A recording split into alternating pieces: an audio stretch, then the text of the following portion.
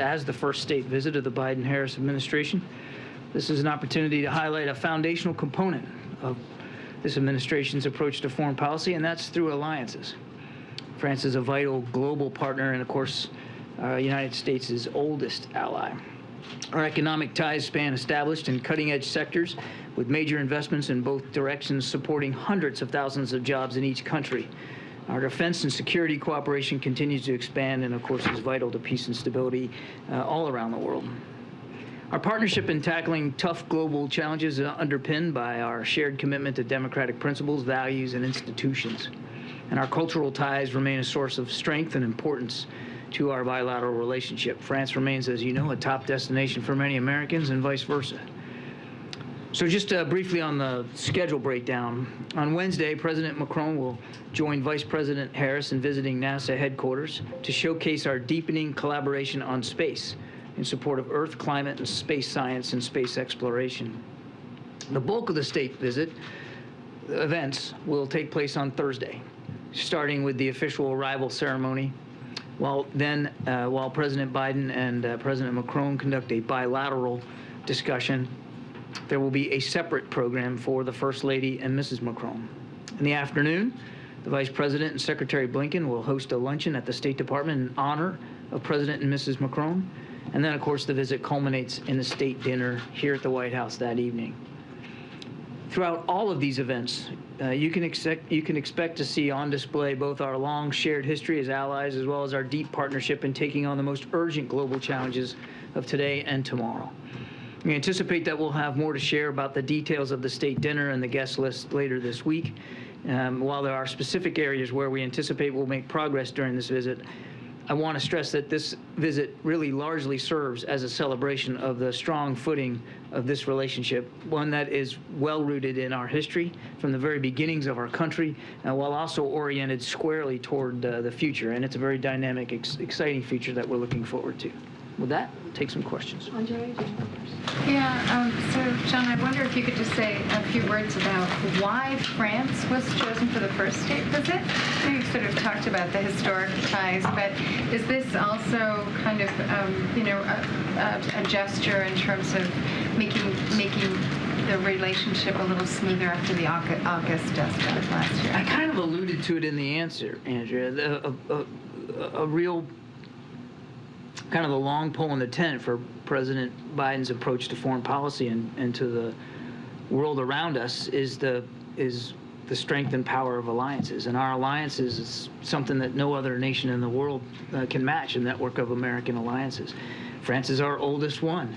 And I mean, if you look at what's going on in Ukraine, look at what's going on in the Indo-Pacific and the tensions with China. France is really at the center of all those things. And President Macron has been a dynamic leader inside the G7, particularly there in Europe. And so the president felt that this was exactly the right and the most appropriate country to start with for state visits. Let me just follow up on that. One big issue that is dividing the U.S. and Europe at this moment are the EV credits in the Inflation Reduction Act. This is an issue. I mean, I realize the way the EU is structured, the EU Brussels is in charge of trade policy. Do you expect that issue to come up? Do you think there's any chance of resolving that short of a WTO, dispute?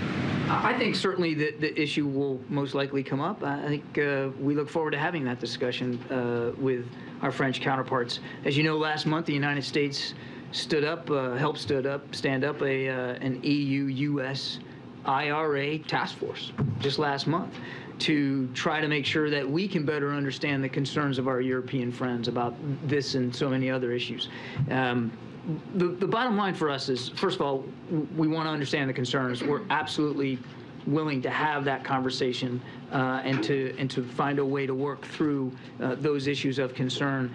But it's not a zero-sum game. I mean, clean energy, that's a tide that raises all boats. The more we can transition to a clean energy economy around the world, and there's plenty of opportunity for everybody in that. So we're looking forward to having those discussions.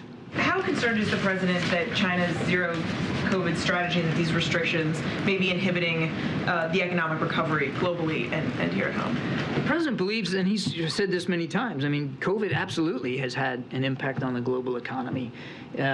Certainly it's had an impact on supply chains and resources around the world. And that's why the president wants to move the United States as quickly and as efficiently as we can through COVID, so that even our economy can get more on track than it already is becoming now. So, I mean, it is having a global effect, but what is also having a very acute, significant global impact on the economy is the war in Ukraine. And that's why we're trying to go after a price cap on Russian oil. That's why we're trying to give Ukraine the tools and capabilities they need to succeed on the battlefield so that this war can end. It can end in a way in which Ukraine can be whole and sovereign and free. So there's a lot of impacts on the global economy. It's not just about COVID. But beyond just COVID generally, I mean, does he think that China's zero COVID strategy, that these restrictions are inhibiting the economic recovery? The president recognizes that in many countries around the world, COVID is still an issue. And certainly, to the degree that it inhibits a country's ability to conduct commerce, it's having an impact on the world. And China is a huge economic competitor out there. But I wouldn't get into parsing the dollar figure effect here of the remaining challenge of COVID in China. But clearly, China as a major economic player, and China still struggling with COVID, there's an impact on the economy. Hi, everyone. George Stephanopoulos here. Thanks for checking out the ABC News YouTube channel. If you'd like to get more videos, show highlights, and watch live event coverage, click on the right over here to subscribe to our channel. And don't forget to download the ABC News app for breaking news alerts. Thanks for watching.